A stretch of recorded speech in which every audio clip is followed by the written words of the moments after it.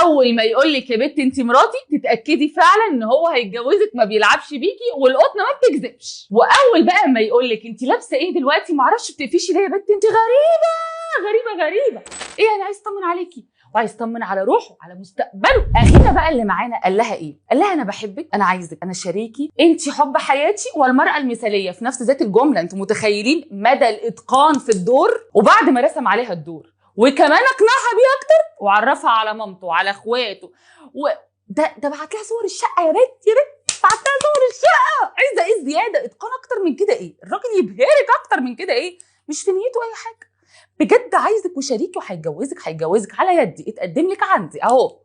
وبعد ده كله ورايح جاي معاها يقول للناس البت دي بتي، البت دي بتاعتي ومحدش هيتجوزها غيري. جه بقى ايه الصدمه هنا؟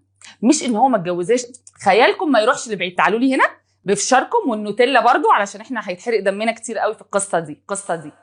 فعلا بعد فتره من الوقت راح تقدم لها، حرفيا الراجل عمل كل حاجه عشان يطمنها. ولما تقدم لها اهلها طبعا طلبوا طلبات العاديه، شبكه ومهر وشقه، مش عايزين يعني المستحيل، وديل اور نو ديل، احنا مش بنفصص ومش بنفاصل من الاخر، مش بيع وشروه. هي بعد كده اهله قالوا له يا ابني طلباتهم كتير، فقال لهم انا عايزها وبحبها. هو اللي بيقول لها ان هو قال لهم كده عشان ما تتلخبطوش معايا، وقعد يقول لها اهلي مش موافقين على طلبات اهلك، انت طلبات اهلك كتير ليه كده؟ طب انا طالب الحلال، طب انا طالب القرب، طب انا طالب بوس، لا دي مش تبعنا. فوجئ البنت ان مامته بتكلمها مره في التليفون، هو فلان معاكي يا بنتي؟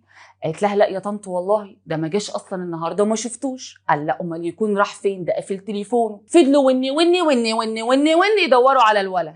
قفشوا الولا فين؟ لا ما قفشوش، انتوا هتموتوا تقفشوه بس هو ما اتقفش. فضلت تتصل بيه انت فين يا فلان، وصوته هص واللي حاجه كلها اللي حواليه هص. قال لها اصل انا في المواصلات، يعني ما كانش سامع التليفون او كان تليفونه مقفول، مش فاكر الاحداث بالظبط، ما خدش باله من التليفون اصلا. فقلت له طيب دي مامتك كلمتني وسالتني عنك، هو انت ليه قايل لها ان انت معايا؟ بص بقى هنا الحبكه الدراميه بقى. قام قال لها ايه؟ لا دي ماما تلاقيها اتلخبطت. اتلخبطت اولا، اتلخبطت في ايه بالظبط؟ احنا كتير قوي كده ولا ايه؟ اتاري بقى ايه؟ امه عارفه ان هو بيكلم واحده واثنين وثلاثه واربعه وموافقه، وبتقعد معهم كلهم. حاجه ام حلس اقسم بالله حاجه هتتشوي كده على الجنبين، اديله يعني مش قادره اقول لك هيحصل فيكي ايه، بس احنا ولاد ناس وبنات ناس ومش هندعي عليكي، كفايه اللي ابنك هيعمله فيكي. والمره دي عدت عادي، اي نعم البت يعني بدات تقلق منه، بس كان كل حاجه بتطمنها، فقالت اكيد موقف عابر وعدى، ما حطتش في دماغها، قالت مش حقيقي. الموقف اللي بعده، فمره وهو قاعد معاها جاله تليفون، فقال لها متسجل بداد يعني بابا، وطلع رد وقال لها ده بابا عايزني في حاجه مهمه، وطلع بيتوشوش. طب بتتوشوش ليه وبتكلم ابوك؟ لما رجع قلت له انت موطي صوتك ليه؟ هو متعود انه بيرد على تليفوناته عادي وهو قاعد جنبها. قال لها لا والله اصل بابا كان عايزني في مشوار مهم عشان عامل لماما مفاجاه. دقين عصافير احنا مش عارفين اللي فيها، ماشي هنعديها لك، مفاجاه. وبرده البنت ما شكتش في حاجه. انا مش عارفه انت مستنيه ايه عشان تشكي، بس ماشي. من ضمن الحاجات على فكره ان هو على طول كل ما يديها باسورد اي بلاتفورم يعني اي ابلكيشن تاني يوم بيغيره، فعمرها ما شكت عشان هي فعلا ما بتقفش حاجه. ولما تاني يوم بيغيره بيقول لها اصل مش عارف لقيته مفتوح عند مين، اصل مش عارف ايه، وهي مش دايما بتكتشف ان هو تاني يوم. لما بدات تركز مع مرور الوقت والعلاقه فعرفت ان هو ده بيحصل معاها كل مره تطلب فيها باسورد تاني يوم على طول. هنا بقى بدات انها تشك، قامت ايه؟ عملت حركه هي وحشه يا بت، وحشه والله. عملت فيك اكاونت مهروسه في افلام ابيض واسود، مع ان ما كانش عندهم نت ساعتها، بس اقسم بالله لو كان في نت كانت اتعملت تمام، ومهروسه في كل المسلسلات وكل ده الكرتون عملها. لما عملت الفيك اكاونت عملته باسم مين؟ باسم واحده كان مصاحبها زمان، بس مش حاطه صوره حاجه ومخليها من غير صوره يعني.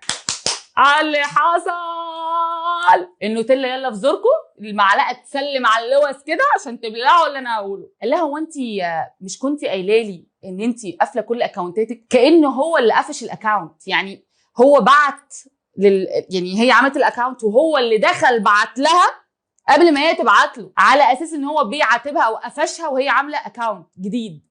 معنى كده ان انت لسه بتكلم القديمه. فدخلت تقول له ايه، لا ده الاكونت ده اصلا انا ما بفتحوش، واختفت في الرسائل ما بتردش عليه، وهو تك تك تك تك تك يبعت رسائل وهي ما بتردش، ما بقتش عارفه تتصرف. ما بردتش بقى، سابت الاكونت ده ورميته على جنب، وزقت بقى واحده صاحبتها عليه. برده ده مهروس في كل الافلام ومهروس في كل حته، وما اعرفش انتوا بتعملوا كده ليه. يعني الطاقه اللي عندك دي اللي انت بذلتيها في انك تقفشيه، كنت بذليها في ان انت تموفي اون حقيقي. يعني تجاوب مع صاحبتها جدا، وبدا ان هو يحب مع صاحبتها في التليفون. هو طبعا ما يعرفش انها صاحبتها اصلا. وبدا ان هو يبعت لها صور لا مؤاخذه، ويطلب منها تبعت له صور لا مؤاخذه. الله، طب وانا؟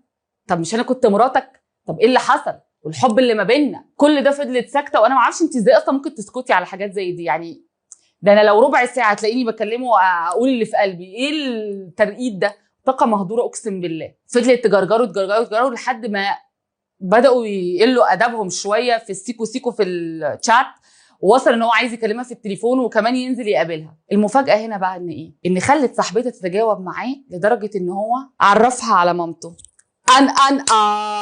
كلاكيت دي المره الكام، وعرفت ان مامته من هنا بقى، ان مامته بتعرف كل البنات اللي هو بيعرفهم وبتمثل عليهم كلهم. طب ليه بعد ده كله؟ نهاها بقى معاها نهايه وحشه. وهو ده بقى المشكله والازمه، ان هو لما هي صرحته بانها قفشته وكذا وكذا، قال لها انت ازاي تقفشيني؟